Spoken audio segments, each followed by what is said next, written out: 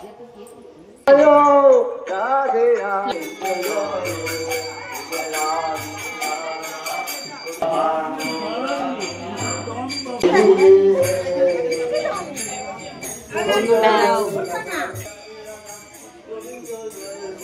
ধোঁয়া গো। মিমি কোথায়? মিমি খেয়ে নাচটা কেমন দেখা।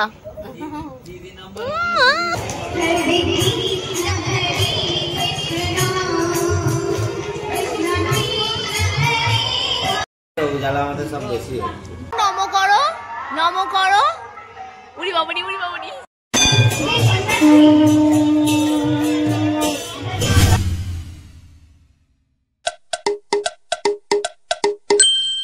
Hi everyone, good morning, welcome and welcome back to my channel The Colors of Life.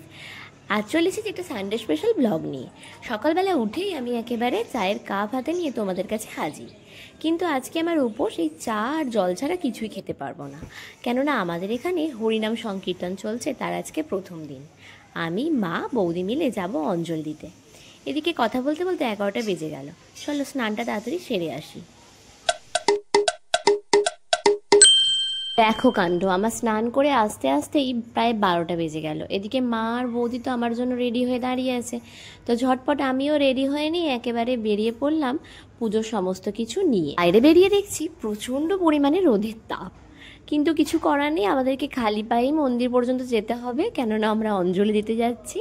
আর কাকিমা এখন আমাদের সঙ্গে যোগ দিয়েছে, তো 4 জন মিলে একেবারে বেরিয়ে পড়লাম অঞ্জলি দিতে।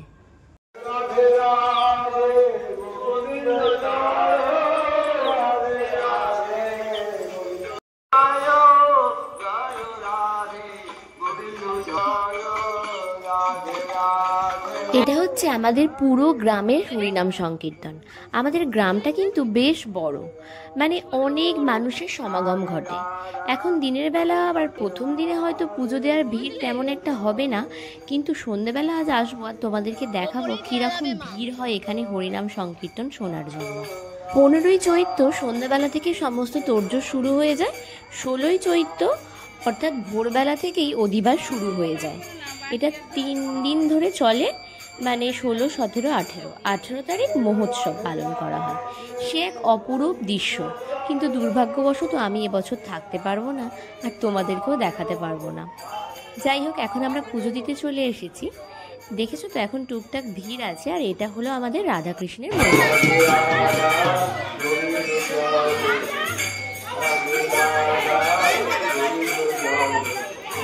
আর মন্দিরের পাশেই রয়েছে এই স্টেজ স্বরূপ হরিবাসরটা। এখান থেকেই হরিনাম সংকীর্তন করা হয়। চলো এবার পুজোর দিকে একটু মন দেওয়া যাক। পুজোর আগে না ফুল ফুল কিছু দিলনি তো।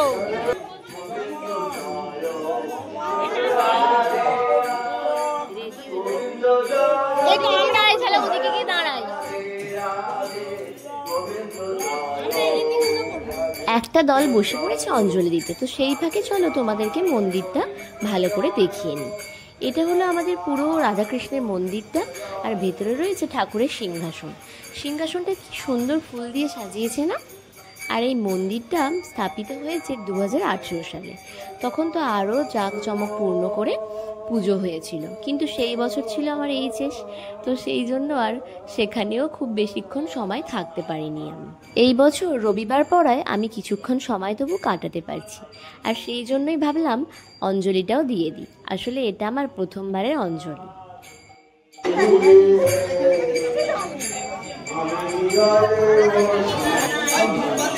কি কোন বাটিটা দাও না, এই দাদুর এখানেও দেওয়া হচ্ছে।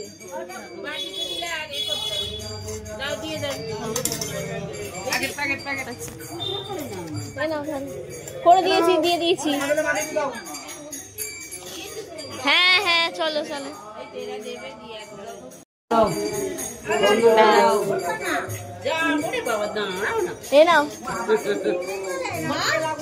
আমাদের এখন অঞ্জলি দেওয়া হয়ে গেছে, তো বাইরে এসে ধূপবাতি জ্বেলে নেবো একটু।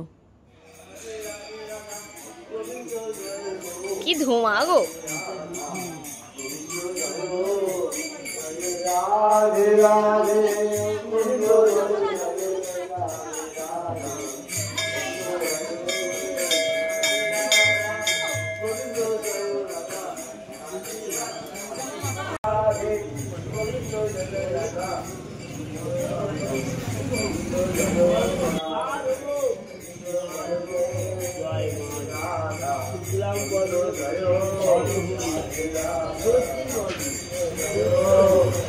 রাধা গোবিন্দের কাছে ধূপবাতি দেওয়ার পর চলে গেলাম বনবিবি ঠাকুরের কাছে একটু ধূপবাতি জেলে আসতে।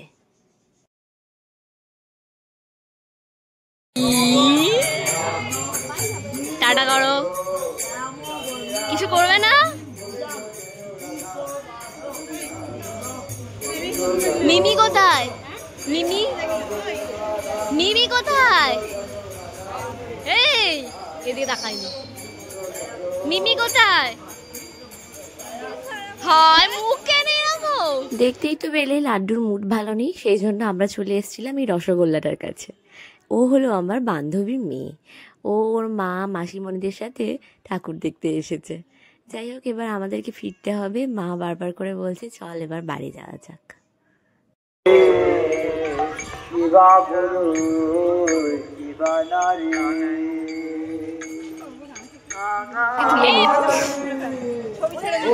হ্যাঁ তোমরা যাও। পরে আবার এই পুচকিটার সঙ্গে দেখা, আমরা বাড়ি ফিরছি আর ওরা সবাই যাচ্ছে পুজো দিতে। এটা কে জানো তোমরা? এটা হলো আমার ভাইজির মেয়ে, মানে বোঝো একেবারে। যাই হোক, ও ঘুমাচ্ছে, তাই ওকে বেশি ডিস্টার্ব না করে আমরা আবার বাড়ির দিকে আমরা বেরিয়েছিলাম 12টা নাগাদ। এখন হয়তো বাজে 1:30 কি 2টো। মা একটু তাড়াহুড়ো করছে, কেননা বাবু বাড়িতে একা আছে, আর আমরা না ফিরলে বাবু কিছু খাবেও না, সেই জন্যই আরো তাড়াতাড়ি করছে মা। আমরা একেবারে সকলে গিয়ে একসাথে খাওয়া দাওয়া করে নেব, তারপর দেখা যাবে কি করা যায়। এখন আমরা বাড়ির কাছাকাছি চলেও এসেছি, কিন্তু এবছর যেন মনে হচ্ছে গরমটা একটু কমই আছে। অন্যবার এই সময় গরমটা একটু বেশিই পড়ে। যাই হোক, বাড়ি এসে আগে মা সবাইকে চরণামৃত দিয়ে দিল আর নিজেও খেয়ে নিল। কি রান্না করেছে? এটা কি? এটা কি? বাড়ি এসে সকলে ফ্রেশ ট্রেশ হয়ে নিয়েই একেবারে খাবার টেবিলে হাজির, কেননা সকলেরই খিদে পেয়েছে। সংকীর্তন চলার জন্য আমাদের নিরামিষই চলছে। আজ হয়েছিল আলু ভাজা, কলা ভাজা, শাক ভাজা, একটা তরকারি আর বিউলির ডাল। ওই দিয়েই খাওয়া দাওয়া করে নিয়ে আমরা ঘুমিয়ে পড়েছিলাম। তারপরে ঘুম থেকে উঠেই দেখি জামাইবাবু চলে এসেছে।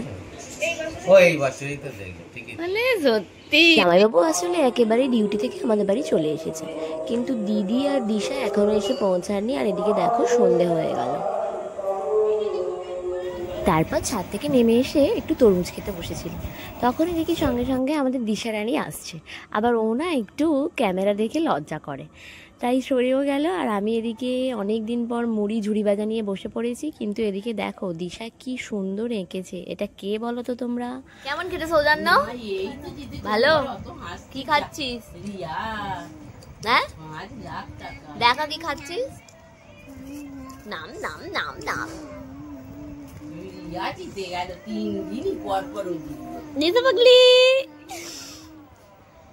খেয়ে নাচটা কেমন দেখা। এদিকে তাকিয়ে দেখা।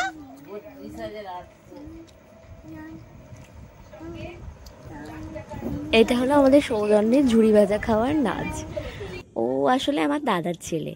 দিশা এসেছে দেখে ও আমাদের বাড়ি চলে এসেছে, আর আমরা এখন সবাই মিলে মুড়ি, ঝুড়ি ভাজা, শশা সব খাচ্ছি। হাই কোথায় গেল?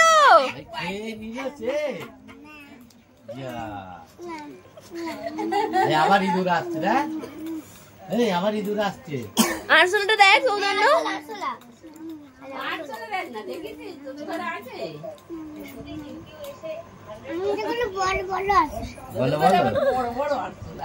সব বড় বড়। কোনটা খাবি?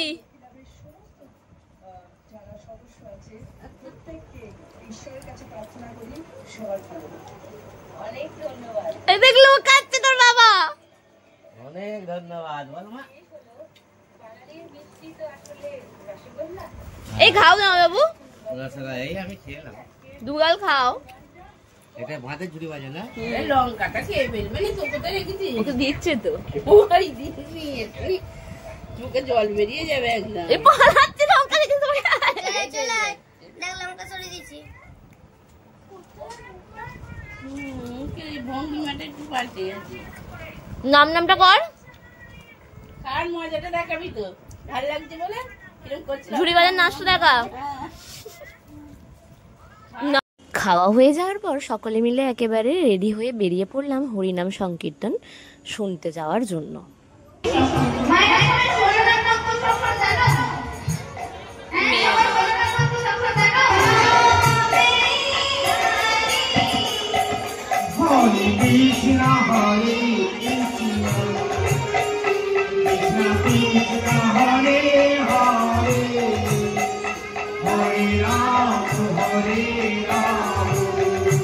আবার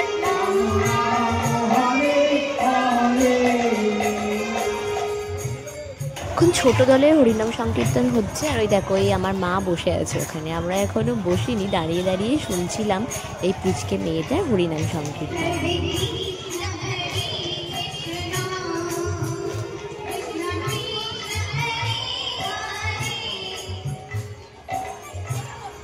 বাচ্চা মেয়েটা নিজে শুধু সংকীর্তন করছে তা না, কিন্তু সকলকে করাচ্ছেও, যা দেখে বেশ ভালো লাগলো। কিন্তু ও বেলায় প্রিয়ার সঙ্গে দেখা হয়নি, সেই জন্য একবার প্রিয়াদের বাড়ি যাবো। চলো, আমার সঙ্গে দিশা, জামাইবাবু আর আমার বৌদিও এসেছে প্রিয়াদের বাড়ি। আর এদিকে মেয়ের কাণ্ড দেখো, হাত ভর্তি মেহেন্দি করে সে বসে আছে। হাই করো, হাই করো, ওই তো নম করে দাও, নম করে দাও, করো করো, এদিকে এদিকে নম করো, নম নম করো। এবার মিমির কাছে যাবে, মিমিও উঠবে। কি করছিস?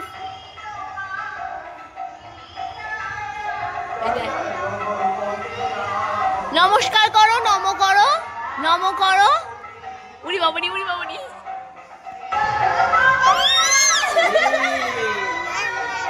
এটা কে? এই লাড্ডু, এটা কে? দেখ।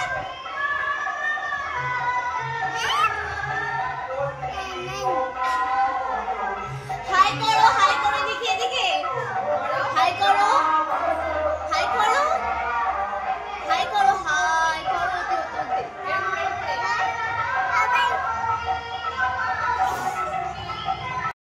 জেলপি। হাই করো। টাটা দিয়ে দিয়েছে। টাটা, গুড নাইট বলো। গুড নাইট বলো। এই চল, আমরা এবার বাড়ি যাই। টাটা করে দাও, টাটা টাটা করে দাও, টাটা করে দাও। টাটা কি করে দিচ্ছে, কাঁদতে কাঁদতে। লাড্ডু অনেকবার টাটা করে করে এখন কাঁদতে শুরু করে দিয়েছে। তারপরেই আমরা ওখান থেকে চলে এলাম আবার হরিনাম সংকীর্তনের ওখানে। তারপর তাড়াতাড়ি বাড়ি যেতে হবে, কেননা পরের দিনই আমার ডিউটি রয়েছে। তো আর বেশিক্ষণ থাকবো না এখানে, তাড়াতাড়ি চলে যাব। অনেকক্ষণ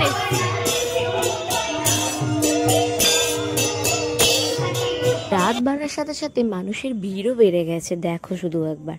এখন যদিও ছোট দল আর বড় দলের মধ্যে এক্সচেঞ্জ চলছে, ছোট দলরা উঠে গেছেন আর বড় দলরা এখন স্টেজে উঠছেন। এখন রাত প্রায় 10:30 11টা বাজে। তো আর বেশিক্ষণ থাকবো না, বড় দলের একবার লোকজনদের দেখবো, দেখে আর চলে যাব বাড়ির দিকে। কেননা গিয়ে আবার খাওয়া দাওয়া করে আমাকে টুকটাক গুছিয়ে রাখতে হবে, কেননা কাল সকাল সকাল আমাকে একদম ডিউটি বেরিয়ে যেতে হবে। তো এই ব্লগটা এই পর্যন্তই রইল, আবার দেখা হবে নেক্সট কোনো ব্লগে। টাটা।